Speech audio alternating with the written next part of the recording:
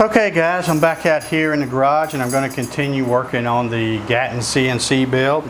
As you can see, I've got all my 2x4s cut for the table frame, and as I mentioned in my plans, you know, I like to take 2x4s and cut a little bit off of each of the wide sides there, I guess, to make it 1.5 inches by 3, get nice square corners and everything, and that helps it to helps you to get it squared up when you're putting the thing together. Another thing I do is I put it on the miter saw and cut just maybe 1 inch off of each end just to get a good square end, and then measure from that and cut again so that I've got nice square ends. And I'm also going to use my K5 jig here to put pocket hole screws in. I like doing that because I've got clamps. I can clamp everything, get it just the way I want.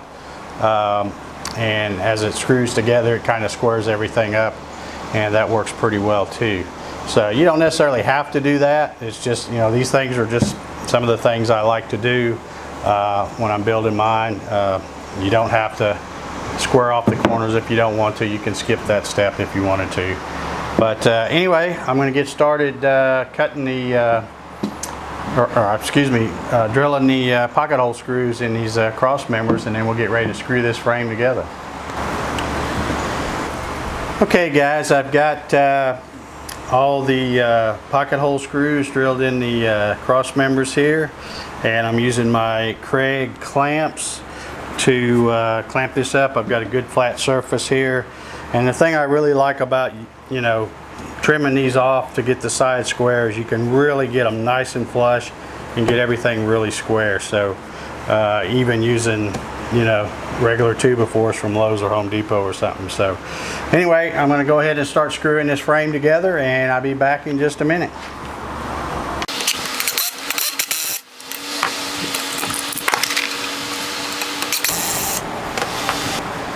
Okay, I got the frame all screwed together, and man, I got to tell you, I love using those pocket hole screws because, like I said, when you square off your 2x4s and you use those, get them clamped good, this thing is just perfectly square. So didn't have to bang on it at all. You just clamp it good, screw it down, and really works great. So if you haven't got your Kreg jig, I'm not a Kreg salesman or anything, but I tell you, I love that thing, especially for projects like this.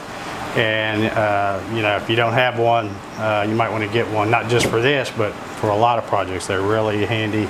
I love using them, putting 2x4s together like this. So anyway, now it's on to, I've got to cut the table down. I've got a piece of plywood over there that I just kind of cut off with a circular saw, about, I don't know, 60 inches long or something.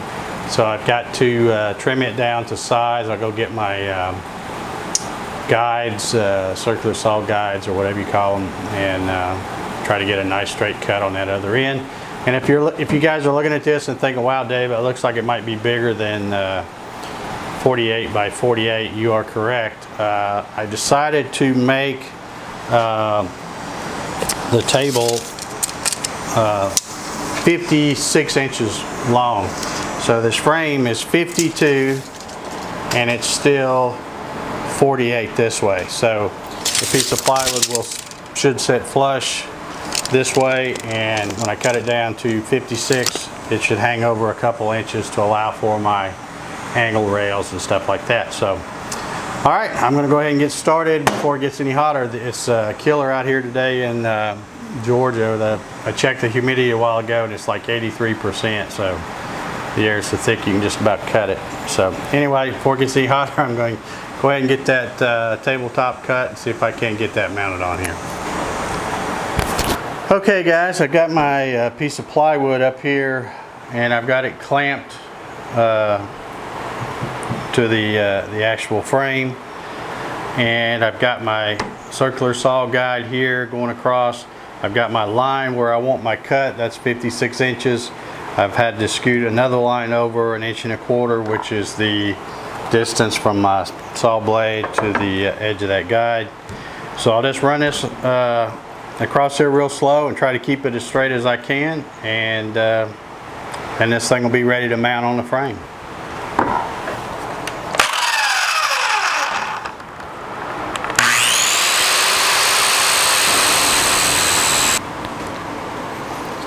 Okay guys, I got my tabletop cut. Like I said, I've got it 56 inches, so I've got a 2-inch overhang for my angle rails. It's going to be 48 inches this way, and I think this is going to be a really good size to use.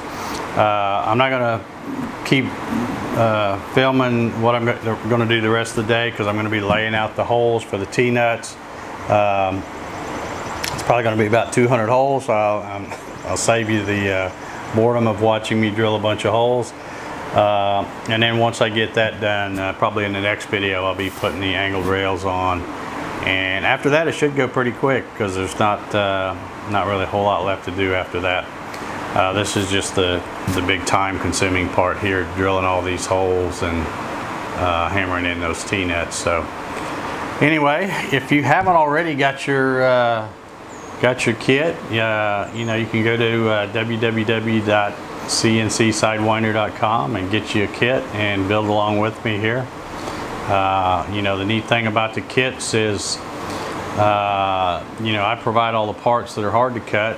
They're all cut on a CNC, so everything's nice and accurate.